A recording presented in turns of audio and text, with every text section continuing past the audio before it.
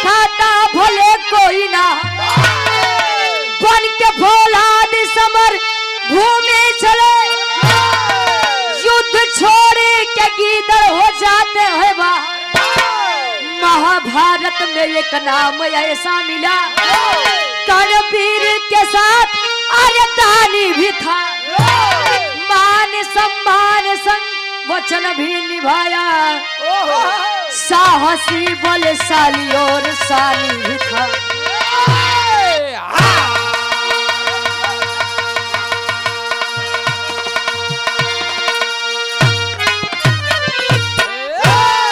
अरे तो वीर रणधीर जब भी करे गर्जना, जंग जौहर दिखाता भले कोई ना, बन के फौलाद समर भूमि चला, युद्ध छोड़ करके गीदड़ हो जाते हैं बाहर। तो गलत टाइम पे हंसा ना करा। ए भैया, आप लोग जानते हैं कि पूरे महाभारत में कर्ण से बड़ा योद्धा कोई नहीं था। और एक बात यह भी है कि गंगा पुत्र होने के बावजूद भी दादा भीष्म को उनके कर्मों का फल भोग के जाना पड़ा। और लोग यहाँ सोचते हैं गंगा नहाए के बाद हमारे कुल पाप कटी जाए। 144 साल बाद महाकुंभ लगा रहा, या माघ मेला लागे वाला बा जी, ये प्रयागराज। ए भैया, वीर कर्ण एक दिन शिकार करने के लिए जंगल में गए।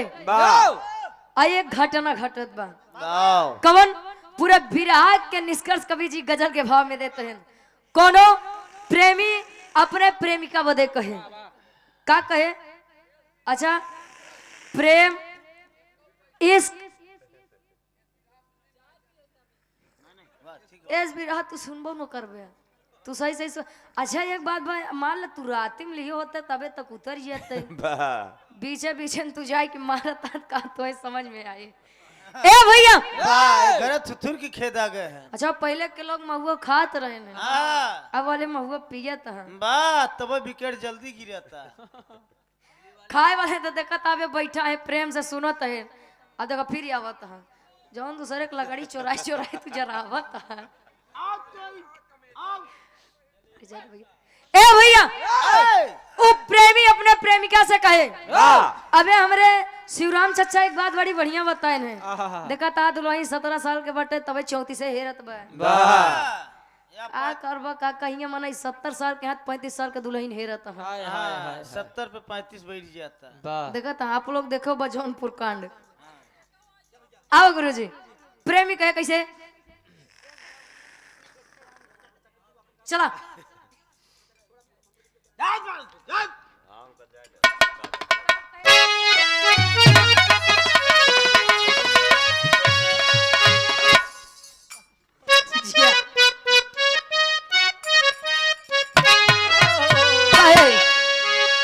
अरे जब प्यार किया तो, अरे जब प्यार किया तो डरना क्या,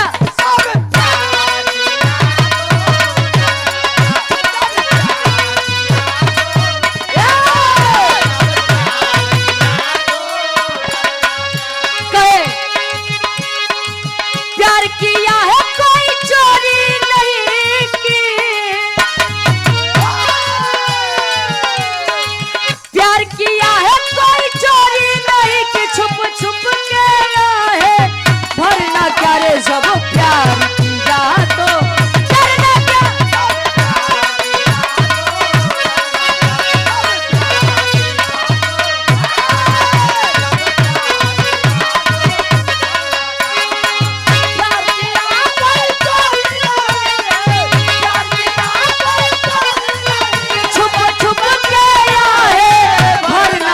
जब प्यार किया तो डरना क्या।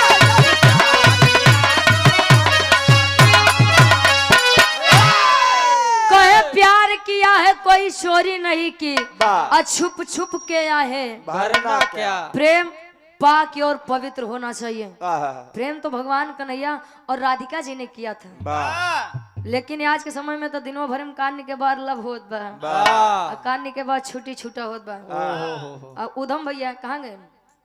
गए हो गया। आज के समय में अगर कसम खाए से काका मन ही मरत होता है। विश्वास माना भारत देश के आधी आबादी तेईसे नहीं चली जाए।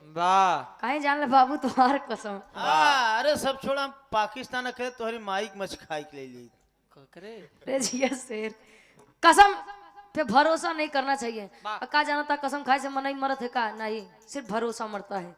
लेकिन कभी कभार है उन वीरों के बारे में एक लाइन कैसे। अरे वाह,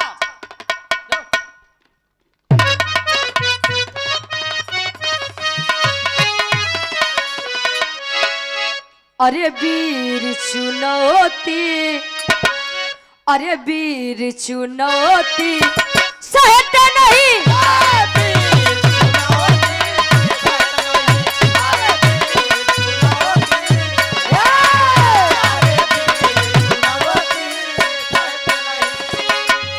अरे दुश्मन का सर अरे कलम किए बिन, अरे दुश्मन का सर अरे कलम किए बिन चैन से वो तो रहते नहीं। अरे वीर चुनौती सहते नहीं।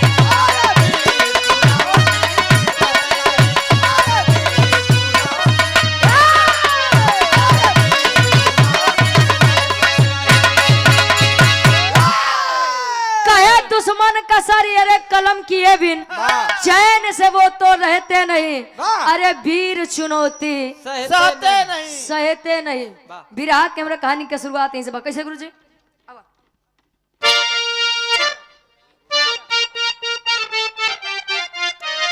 जी हाँ,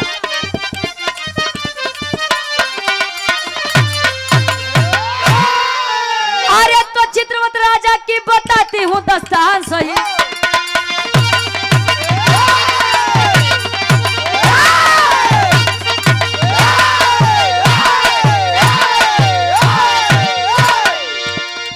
चित्रवत राजा की बताती हूँ दस्तान सही। असौरी बिटिया पद्मावती की बखान सही।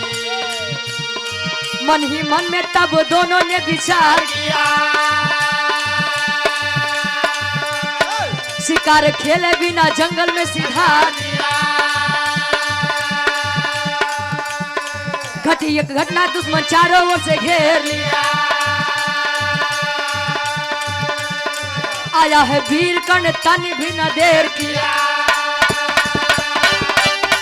जान बचाया कर्ण लड़के के लड़ाई है, जान बचाया कर्ण लड़के के लड़ाई है। पीछे से वार सिर पे तब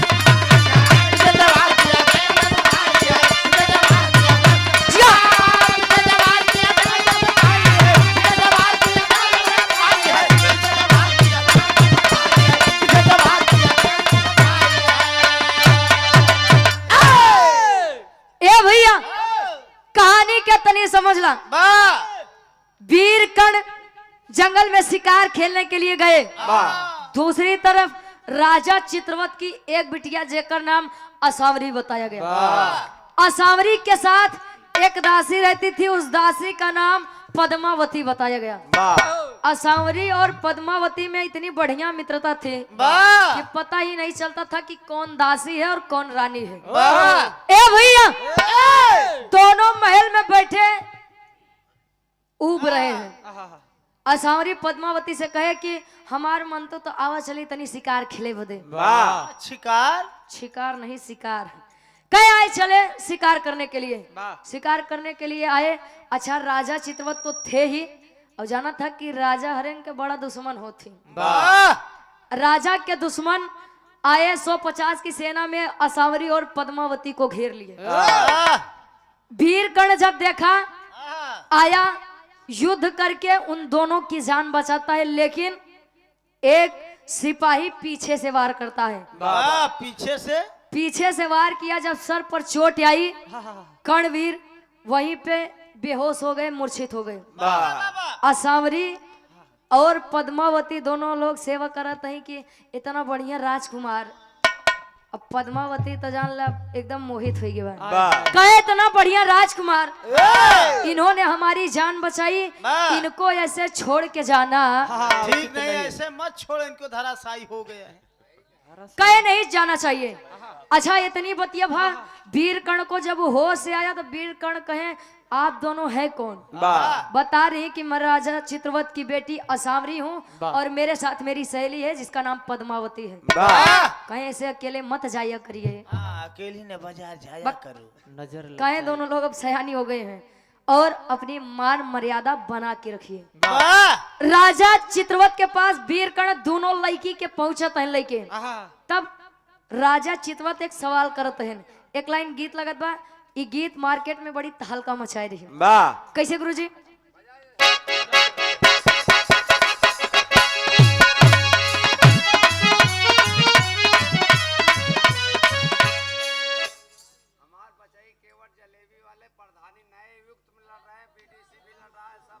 वाह 10 रुपया में बचाई केवट हाँ, जलेबी वाले। हाँ, जैसे टेढ़ बनवा थे वैसे आइए हुए। अरे तो जलेबी जैसे सीधा हुआ वाह सब लड़ा रहा है। इनकर वाला लगाए तो भैया एक का भी आइक मांगे लेंगे, कुछ पता नहीं बा। ए भैया वो दुल्ही अपने दुल्हा के हाल बतावे। वाह का बतावे?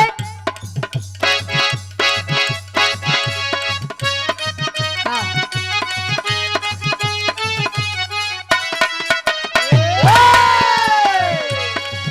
अरे हाली का कहीं पियावा के, अरे हाली का कहीं पियावा के बिना चलुए न जान चापता।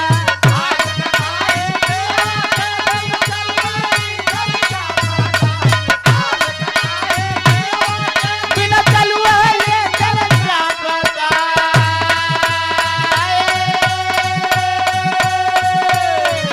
अरे हाली का कहीं पियावा के बिना चलुए न जान चापता। नया नया ड्राइवर अरे नया नया ड्राइवर हरन रे धई धई का बता। हरन रे नया नया ड्राइवर हरनवा धई धई का बता। लेकिन दोनों कुंवारी लड़कियों के लेके वीरकर्ण करते क्या है?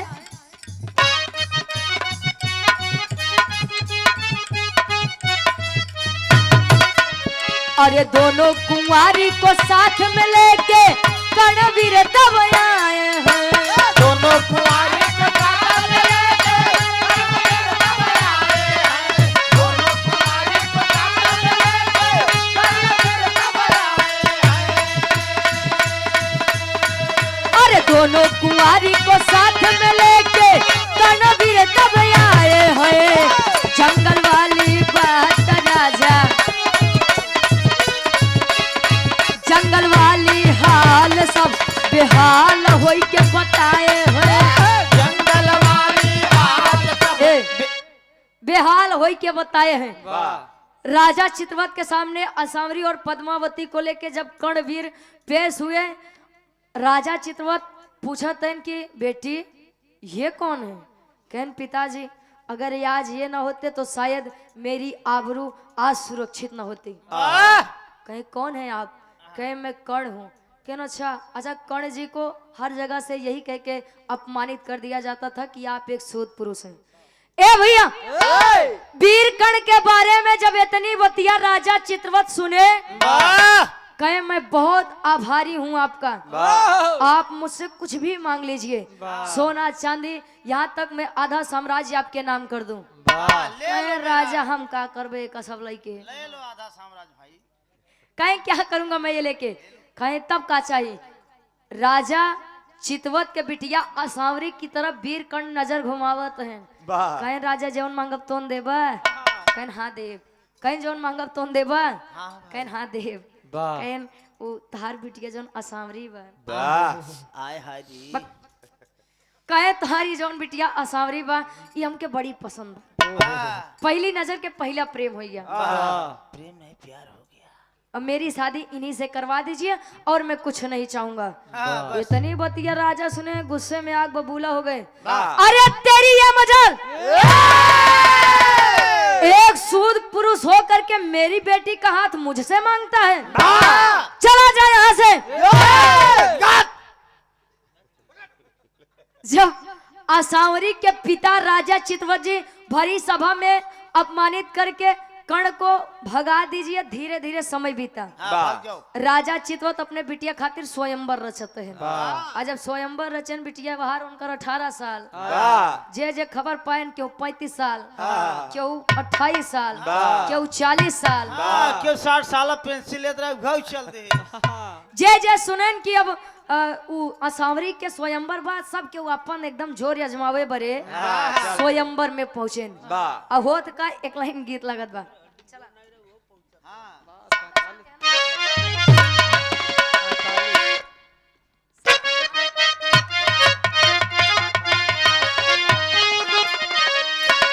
भौजाई कहे अरे सरंगिया वाले के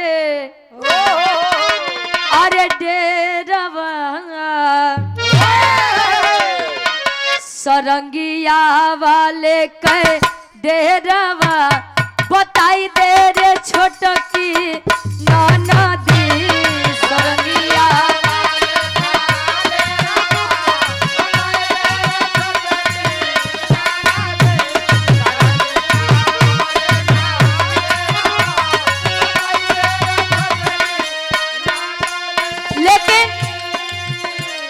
स्वयंवर के कैले राचनवा, स्वयंवर के कैले राचनवा, सजनवा खातिर बिटिया के स्वयंवर के कैले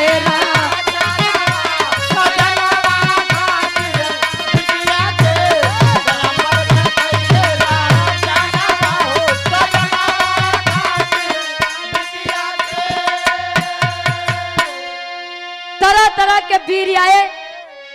उन्हीं में से कर्ण भी जब इतनी बात सुने तो कर्ण जी कहे हम चलत ही देखत ही असावरी कौने वीर के हाथे में जाते हैं। जब सभा में वीर कर्ण भी बैठे, राजा चितवत देखे तो जान ला जरीन तो जाते हैं, इसको बेइज्जत करके भेजा था, लेकिन ये साला मानेगा नहीं। आ गया कम वक्त फिर। अच्छा, मनोज यादव जी प्रधान जी सुल्तानपुर से, आप उनके पूजनीय पिताजी जगत बहादुर यादव जी, ये गार्जियन जी के द्वारा 200 रुपए, और जो कि प्रधानाचार्य जी हैं यानी गुरु जी के द्वारा 200 रुपए आशीर्वाद के चारी के हम बच्चे अपनी कला में कामयाब रहे। ए भैया सब केहू अपन अपन जोर अजमावत है ना। जब कर्ण के बारी आए, बारी मतलब उनकर पारी आए, फिर आइए ला भैया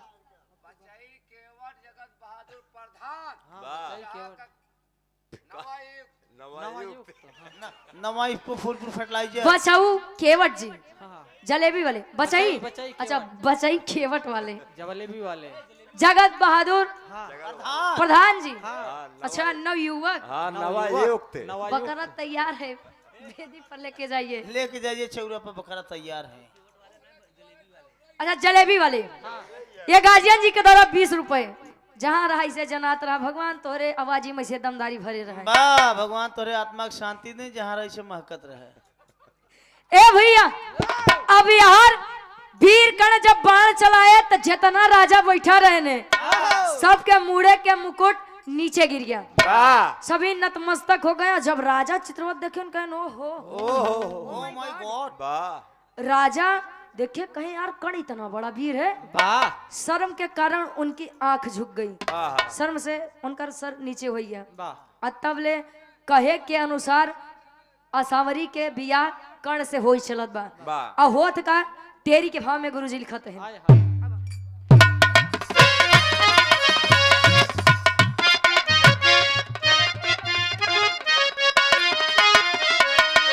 अरे चुनौती देख के बोले बीरवा, अरे चुनौती देख के बोले,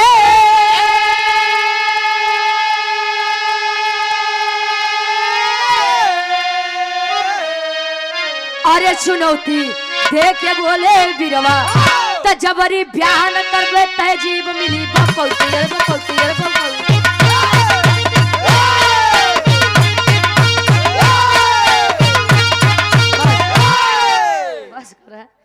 कहे जबरन ब्याह न करबे तहजीब मिली बपौती, चुनौती देख के बोले बीरवा। असावरी जैसे माला ले करके शर्म के कारण अखिया नीचे करे बा, जैसे कण के तरफ बढ़त बा तब ले कण रोक देते हैं। ए लड़की, ए लड़की, ठहरो। हाँ, डोंट टच माय बॉडी। कहीं ठहरो। असावरी हुए फूल माला ले बेचारी खड़ी हो गई। कहीं का बात बा? कहीं मैं तुझसे कुछ पूछना चाहता हूँ। कहीं क्या? पूछिए। पूछ रहे हैं चौक के भाव में कवि जी।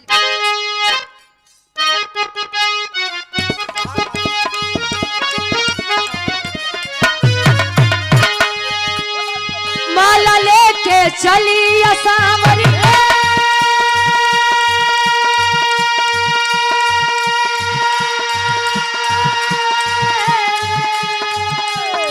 कण बोले तब बानी है,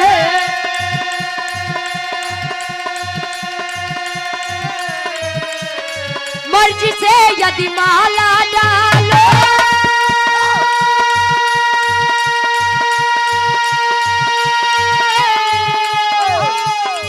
अरे खुद को समझूं सानी है,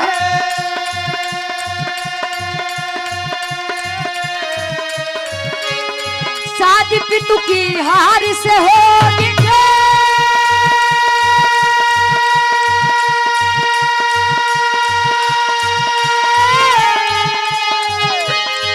तब तो बड़ी बदनामी है। अरे हमको तुमसे प्यार नहीं है, हमको तुमसे प्यार नहीं है, तुमको न हमको जानी, हमको तुमसे प्यार है, तुमने हमको न जानी है, हमको तुमसे प्यार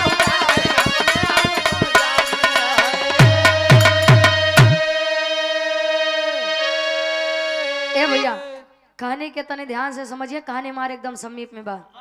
असावरी आ रही है तभी देखिए कर्ण जी कितने महान थे। कर्ण जी ने पूछा ये लड़की, लड़की कहीं बोलिए, कहे क्या तुम सचमुच मुझसे शादी करना चाहती हो? कहीं है तो उसी के शादी करे चाहे। एक तो तू सूद पुरुष, तोरे बाबू के पते नहीं, माई के पते नहीं, तो उसी शादी कह के चलिए हम अपन बेइज्जती करवाई। कहे तो शादी क्यों कर रही है तू मुझसे? कहीं क्यों तो हमारे बाबू अपने कहे अनुसार हारी गेन बात, मैं उनकी इज्जत बचाने के लिए आपसे शादी कर रही हूँ। इतनी बतिया वीर कर्ण सुने। कहे नहीं लड़की, ए लड़की, शायद तुमको अभी पता नहीं है कि मैं कौन हूँ। मुझे तुझसे प्रेम है, इसमें कोई दो राह नहीं है, लेकिन मैं तुझसे जबरदस्ती विवाह कर लूं ये मेरे शान के खिलाफ है। कहीं तब कहीं जा, तुझे छोड़ दिया, तू जैसी लड़की हजारों को कुर्बान कर दूंगा। यहाँ जब असावरी के शादी टूटत बात, पद्मावती बेचारी खड़ी बा, इतना बढ़िया लड़किया बा, इनकर माई बिटिया बाप बिटिया के मती मरान बा, इतना बढ़िया लड़किया अपने हाथे से जाई देते हैं। तब ले वीर कर्ण करत हैं, पद्मावती से पूछत हैं, पद्मावती क्या आप मुझसे शादी करना चाहती हैं? शादी करेंगी आप मुझसे? पद्मावती तो ये चाहते ही रही। आई लव यू कह ली जल्दी से। पद्मावती यही चाहती थी। वीर कर्ण असावरी के ऊपर लोभित हुए थे और पद्मावती वीर कर्ण के ऊपर। तब भवा का हुई बीच सभा में हमरे बिरहा के आखिरी गीत लगत बा। ये गीत मार्केट में बड़ी तहलका मचाए रे गुरुजी। कोनो लड़का कोनो लड़की के देख के गावे कैसे?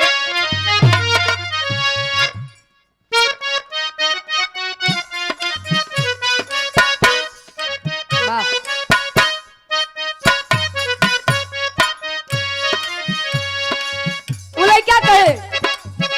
तनिका गौर से देखा बदल गई स्टाइल रे दैया, हाई स्टाइल रे दैया, बेलना पकड़े वाले हाथन में मोबाइल रे दैया,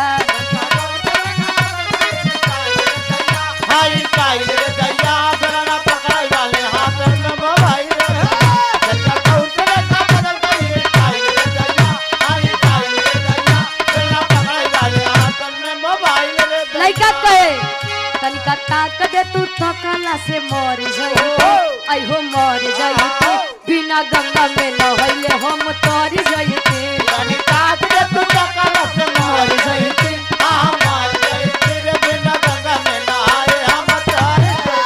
तनिका ताक दे तू थकला से मर जाई, हम मर जाई, बिना गंगा में नहाए हम तर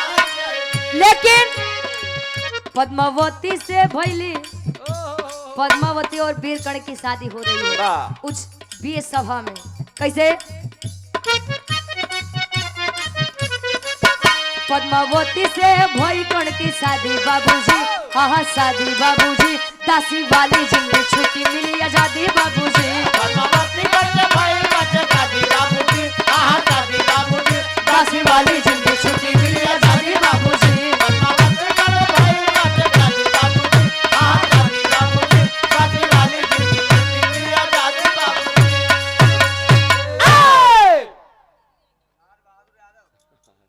राज बहादुर यादव जी, ये गार्जियन जी के द्वारा 21 रुपया आशीर्वाद के छारी।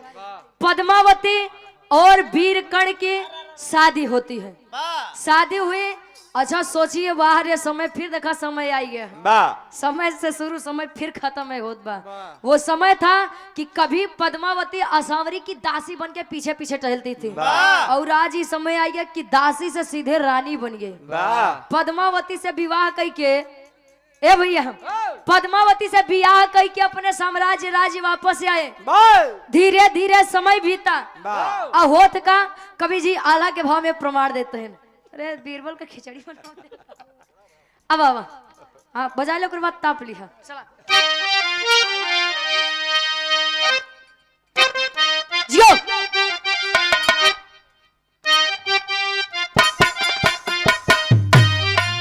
कहे अरे खुशी खुशी दीनावा भी तावे लागे दोनों पंचों।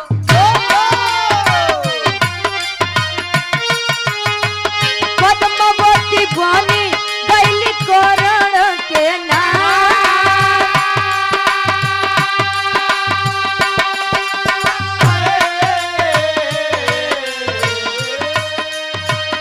कुछ दिन बीता पैदा भइले ललनवा एगो।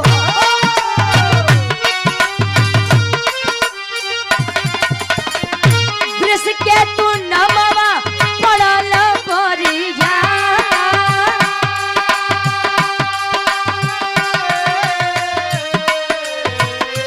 अर्जुन के पुत्र से भइली लड़ैया पंचो।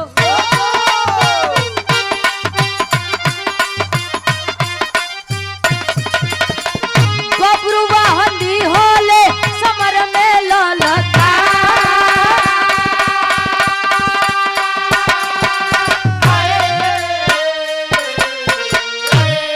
कहानी हमारा ध्यान से सुनिए। पद्मावती को लेके वीरकर्ण जब वापस अपने साम्राज्य आए, धीरे धीरे समय बीता, दोनों के संयोग से एक बच्चे का जन्म होता है। वार से अभिमन्यु जन्म रहा ना, यार से वृषकेतु जन्म। वृषकेतु जन्म लेता है, धीरे धीरे बड़ा हुआ। युधिष्ठिर के अश्वमेध यज्ञ में युद्ध छिड़ा। बब्रुवाहन किसका लड़का था? अर्जुन का, और वृषकेतु कर्ण का। यही बात दोनों आमने सामने भाई भाई पड़े। जाना था आप लोग कि पांडव के जन्म से पहले वीरकर्ण जी जन्म लिए थे और उनकी माता कुंती जी थी। तो इस हिसाब से पांडव उनके वीरकर्ण उनके भाई थे। और हुआ का आखिरी में कवि जी भाव देते हैं। फतनपुर से आप राजकुमार यादव भैया जी के द्वारा 101 रुपए। एक तरफ वृषकेतु, एक तरफ बब्रुवाहन, एक तरफ अर्जुन के लड़का, एक कैती कर्ण के लड़का। होठ का युद्ध में अब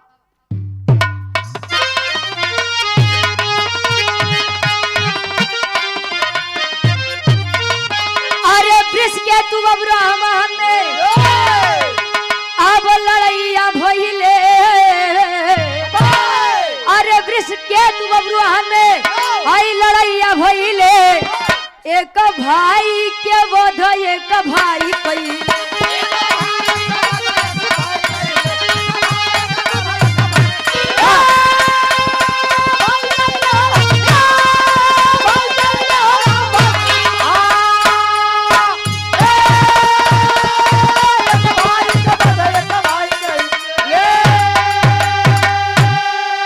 अरे मारा गईले बलिदान में वृषकेतु बलवान हो। उलूपी नाग माड़ी से वापस कैली जान।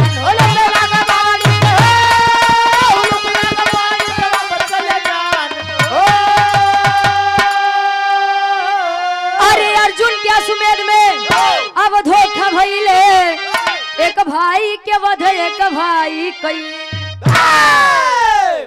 मारा गईले समर में वृषकेतु बलवान हो बब्रुवाहन और वृषकेतु में लड़ाई हुई आखिर में वृषकेतु का अंत हुआ वाह और अर्जुन का मेहरारू उलूपी जो कि नागलोक की नाग कन्या थी वाह जब बाद में यह पता चला कि नहीं कर्ण तो हमारे ही ज्येष्ठ भाई हैं और उनका बेटा यानी कि हमारा भतीजा वाह। और मैं अपने बच्चे की जाने से नहीं जाने दूंगा नाग कन्या नागलोक गई नागमणि लेकर आई और वृषकेतु की जान बचाती है वाह। और ये आप लोग जानते हैं कि वृषकेतु एक ऐसा लड़का था ऐसा वीर था जो पूरे महाभारत में कर्ण का एकलौता बेटा बचा था वाह बाद में यह बात पता चली अर्जुन जी ने वृषकेतु की देखभाल की शिक्षा दीक्षा दी यार हमारी तरफ से कर्ण जी के शादी और वृषकेतु के जन्म वहां से अभिमन्यु जी के जन्म भरा वाह आखिरी में खानदान के परिचय बा गुरु बिहारी गुरु गणेश गुरु रामलाल मुरबा का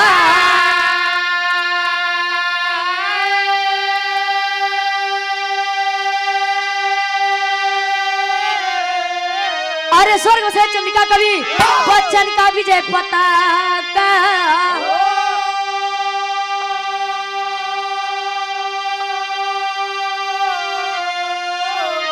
अरे चुनौती देख के बोले बिरवा रुचि यादव गाँव में बिरहा के कसौती चुनौती देख के बोले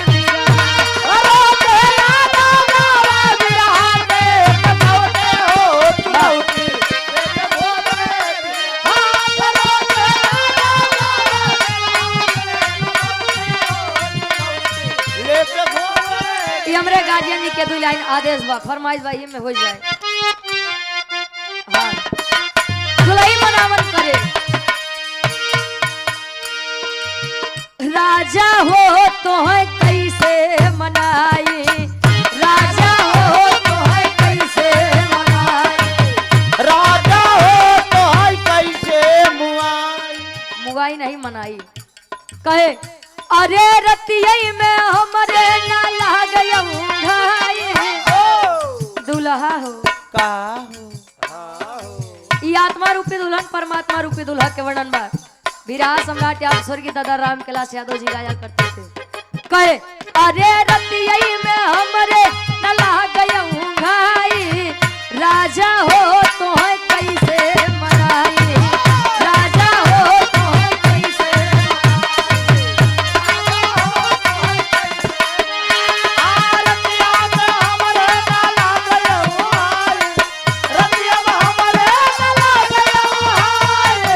राजा हो तो है कैसे मनाई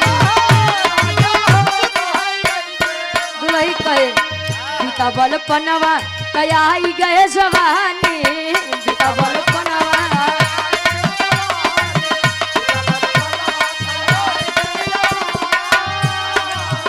अरे रही रही के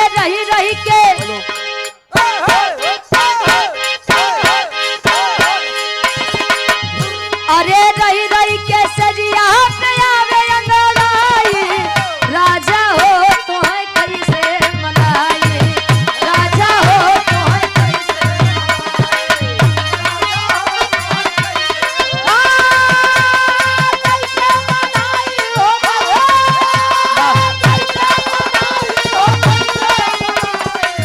राजा हो तो है कैसे कहे का जान दे शहर वाली कजरा का जान दे शहर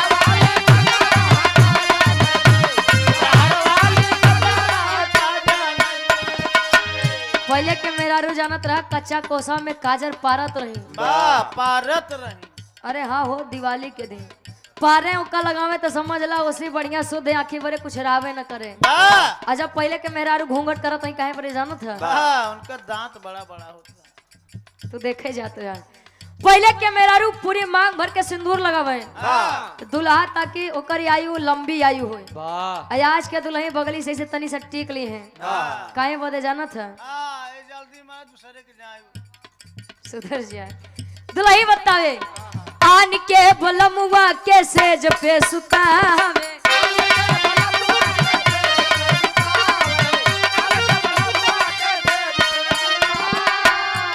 अबे गावे पर चाचा बैठा। अरे रही रही के आन के बलम मतलब आपन लड़कियां। अरे अपने बलम के बिछा दी गोनारा का जान दे शहर वाली का जरा का जान दे।